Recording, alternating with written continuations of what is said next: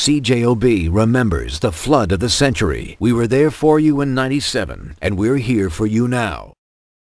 The mighty Red River winds north from North Dakota through Winnipeg up to the town of Selkirk and on to Lake Winnipeg. There are many bends in the river, and this causes serious jamming problems, ice jamming problems every year. The bridge to East Selkirk often gets closed with high water levels. And also the Marine Museum at Selkirk is subject to flooding each year too. For all the latest conditions and updates, go to the CJOB Downing Insurance Flood Watch page on CJOB.com. This is the Superstation, CJOB 68.